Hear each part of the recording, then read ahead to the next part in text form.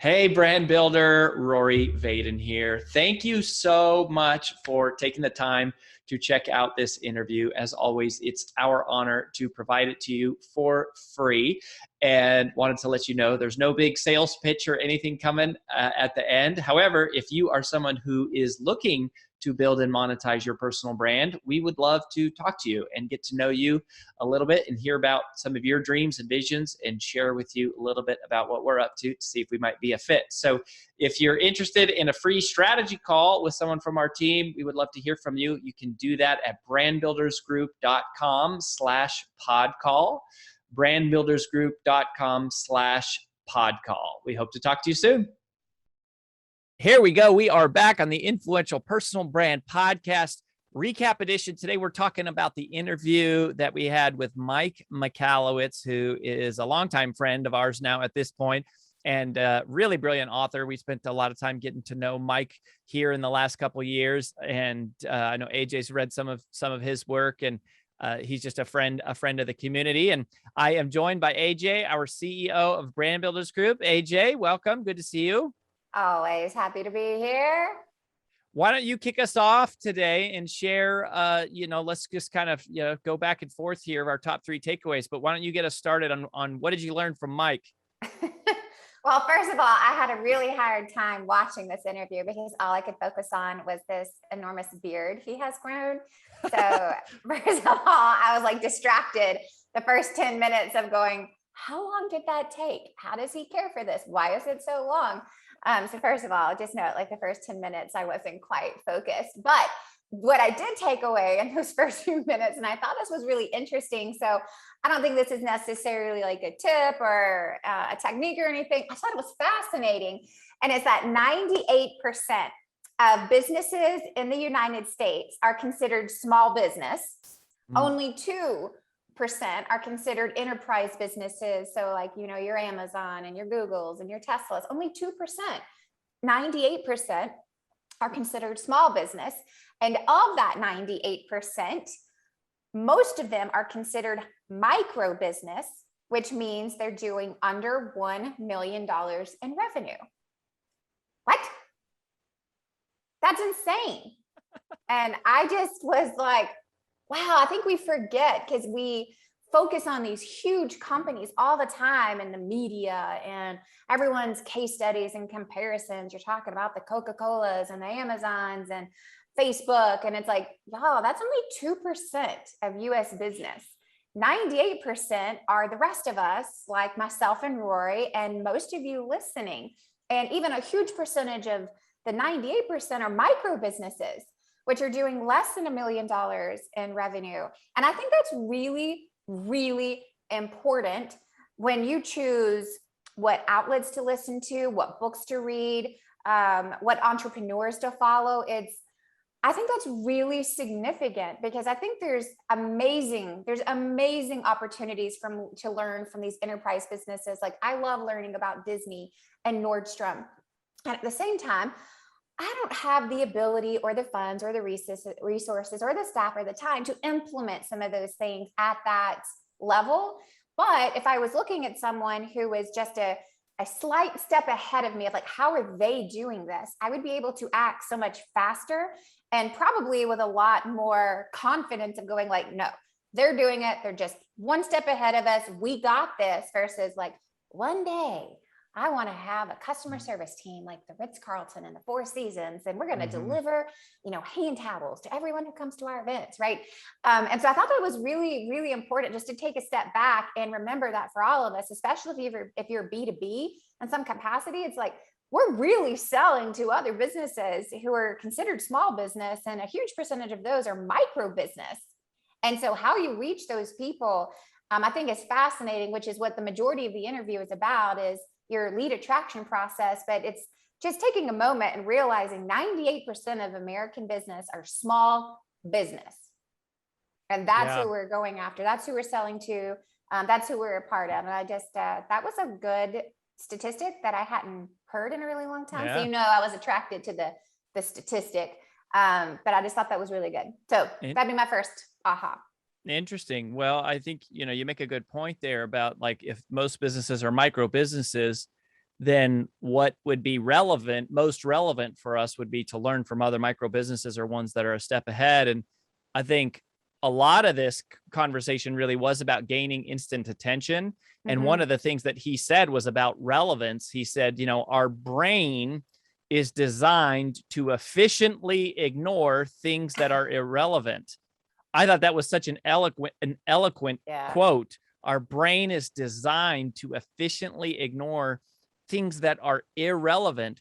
And basically in marketing, you'll hear this phrase. It's a good phrase. It's a good concept. It's called a pattern interrupt, that people, as they're, scrolling through their social media feed or zipping through their inbox or just cruising along down the highway, you have to do something like that is a pattern interrupt that is sort of jarring or jolting to even get the split second opportunity to tell them what you do or introduce yourself. And that we don't realize how much the brain is constantly ignoring, and that the brain has to ignore. I loved when he was talking about, like, if you just look around your office space, there's so many things there that your brain is ignoring, and you have to ignore it for survival as a way to like conserve mental capacity to focus on like things that are really important and go, that's the battle here, that marketing is really neuroscience and understanding the way that attention works. So that was my first big takeaway. Yeah, I think that's really good and important and similar. And I had highlighted that as I thought that was a very interesting and what you said, eloquent way of describing that. The follow-up to that, and I'll make this my second point, is don't confuse different with outrageous. And I thought that was really good, because I think some people think in order to stand out, in order to differentiate, we've got to do something that's completely outrageous, that's never been done before. And that's not necessarily the case, right? It's just because you want to be different doesn't mean you have to be so outrageous that it's completely polarizing, or it's, so outlandish that it takes some incredible idea. It's like, that's not really what we're saying here. And I loved that whole concept of pattern interrupt. And what it made me think about, and I thought about a couple of different examples of this. And for those of you who don't know, you can go and Google the videos on this because they're so stinking hilarious. But just a pattern interrupt, right? Just not outrageous, but different, would be the advertising of some of these brands like Poo-Pourri, right? Oh, yeah. Like that is Funny. Just enough where it's got personality to the brand. So you kind of fall in love with the personality of these people who are behind Poo-Pourri, which is like, the spray that you spray in the toilet before you go to the bathroom. But the commercials are hilarious. And they're like these like mini series, like it's not your typical 30-second commercial. They're like 3 minutes, and it tells this whole storyline, and you're like, I got to see what happens next. What are they going to do? What are they going to say? And then the other one is the squatty potty, right? It's like that thing that you put your feet on. I don't know why these are all about the bathroom, but they're so hilarious, and it kind of like gets you trapped in, and you're no longer even paying attention to the product. You're paying attention to the story. So it's a true, pattern interrupt. But that doesn't mean it's so outrageous that, no one else could do it, but it's just different enough that it catches your attention in a new way. So asking yourself, like, what is everyone in my industry doing? And then just think about, how could I do it or talk about it or communicate it just a little bit differently? And I won't go on a tangent on this because I could, but I thought about one of our clients, and I hope he doesn't mind me sharing the story. But one of our clients, his name is Matthew Davis, and he's an attorney, right? So he's a lawyer, and he's got a law firm in Oklahoma. But here's what I love about it is, like, he's also this like old school, like gunmetal rocker, right? So it's like, like 80s hair and like hardcore, like, like I think about like 70s rock, but just like jamming, right? Some like White Snake. And that's a huge part of like who he is deep within this like professional, like white shirt and tie. And so they've got this whole new idea of talking about the unlawyer. And they're going to make all these hilarious songs like, F the law and like all this stuff. And I just think like part of that is like, well, that is not what you would expect from the typical, normal, everyday attorney, right? But it's like just enough different where he's infusing his personality. They're not trying to be outrageous. they're just living into how they're already different and infusing that into their business. So a couple of rants there, but I thought those were all very relevant of you don't have to be outrageous to be very different. Yeah, that's a good distinction. I had made a note of that. My second takeaway was just kind of related to the first thing, but was that the brain immediately processes something as threat, opportunity, or ignorable. Like threat, opportunity, or ignorable.